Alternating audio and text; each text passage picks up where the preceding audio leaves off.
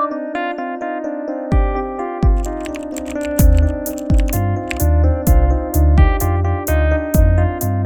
guys, welcome to Sosin classes. This is Hima Hegde presenting before you the current and contemporary affairs in anthropology. The first topic for the day is babies and their cognitive development. During the first few weeks after birth, it might seem that the baby does little more than sleep, cry, and feed. But research tells us that there is more going on. The newborn baby is busy processing information, searching for patterns, and learning. Now, here's a fascinating look at newborn cognitive development covering five major topics.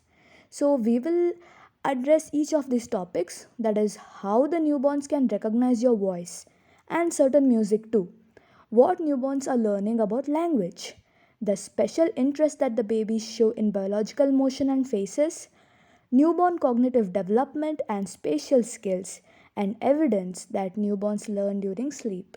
Speaking of the first one, even before birth, babies have begun paying attention to sound, and newborns can recognize familiar voices and tunes. In a number of studies, researchers have used ultrasound to see how babies respond when they hear sounds. For instance, when infants hear their parents talking, they become temporarily quiet, slowing down their body movements for several seconds. Newborns can recognize their mother's voices. Coming to the second one, newborns are also learning about language. A gestating infant might overhear a lot of speech during the latter stages of pregnancy. After birth, the baby hears even more language spoken. So, what, if anything, does a newborn know about language? More than one might think. Newborns pay special attention when we speak to them in the slow, repetitive, melodic register known as the infant directed speech. Speaking of the third point, newborns are busy decoding the visual world. Young babies can't see very well. Their vision is blurry and they haven't yet developed good depth perception. But newborns are nevertheless very interested in the sights around them, particularly in sights that suggest biological movement. Newborns show remarkable spatial abilities. That is the fourth point.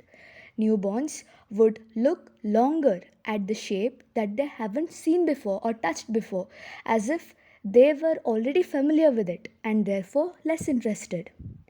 Now, the last one is newborns can learn during sleep. Newborns are processing information about their sleep environment, which makes sense if you consider that human babies evolved as co sleepers. Let us now take a look at the genetic variations that led to the human emergence.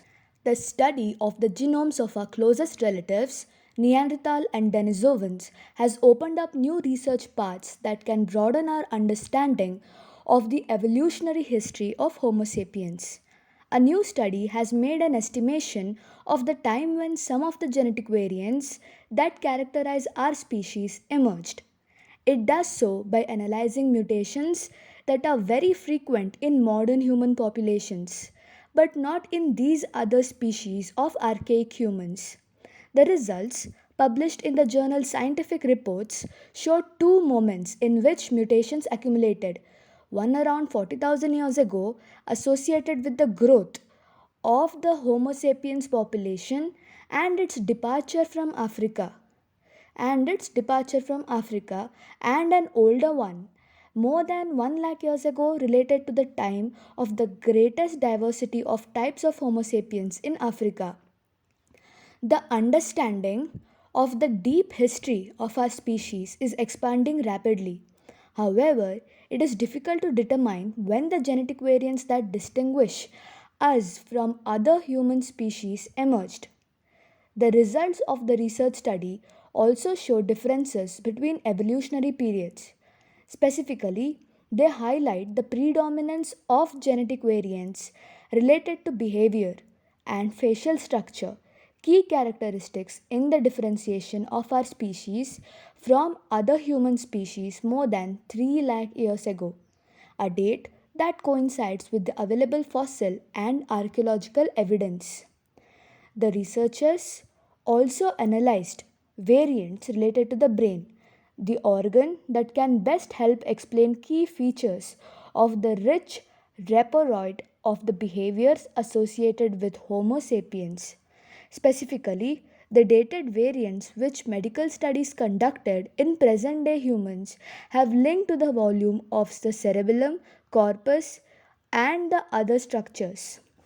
Researchers found that brain tissues have a particular genomic expression profile at different times in our history. That is, certain genes related to neutral development were more highly expressed at certain times.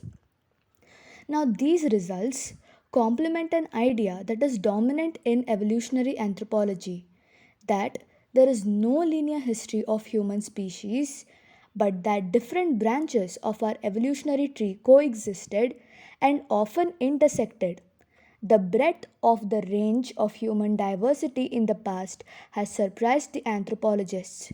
Even within Homo sapiens, there are fossils such as the ones mentioned earlier, and because of their features, were thought to belong to another species. Moreover, it is said that human beings have a mosaic evolution. Alongside, the most striking differences between brain structures were found at prenatal stages. These findings add a new evidence to the hypothesis of species specific trajectory of brain development taking place at prenatal stages. The period from 22 weeks to the end of the first 4 weeks of the neonatal life. That would result in more globular head shape in modern humans, in contrast to the more elongated head shape seen in Neanderthals. Let us now get introduced to the Angami tribes. Angami tribe belongs to the state of Nagaland, which is the extreme northeastern part of the country. Nagaland has 20 tribes and Angami is one of them. The total population of the Angamis is around 12 million. The Angami tribe's territory is the present district of Kohima district, which is divided into four regions in the South Angamis, which are located at the foothills of Mount Japfu.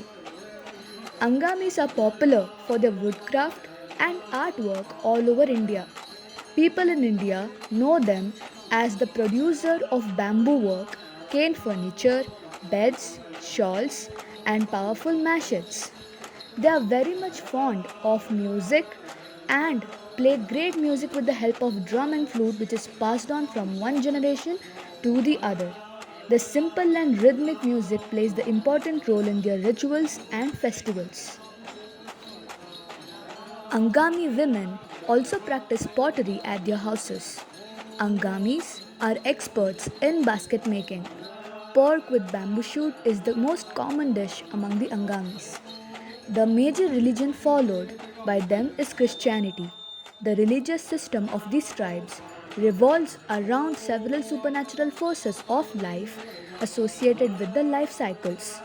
They believe that spirits are embodied in several objects and have sharply drawn the distinction between the gods and the souls of the human bodies. Animism is another fate among the people of this tribe. Speaking of the occupation, agriculture is the main occupation of the Angami tribe. Their cultivation includes rice and grains on the hilly terrains. They are predominantly agriculturists and can produce nearly 20 varieties of paddy crops every year. They also cultivate rice and grains on the hilly terrains. Angami men and women wear are quite different from each other according to their designs. Men wear shawls called as white moshu and the black loh. The Angami women wear mechala or mikala, the wraparound skirt shawls of unique designs and patterns. Angami speak Tenaidi, which is the most common language among them. Their mother tongue is Angami language and is identified with different names. Angami celebrate their main festival, which is called as Sekrenai in Nagaland. The festival falls in the month of February and marks the beginning of the lunar year. Among the local people, This 10-day festival is also called as the Faustni, and the foremost ritual of the festival is Kizi. So that is it for today.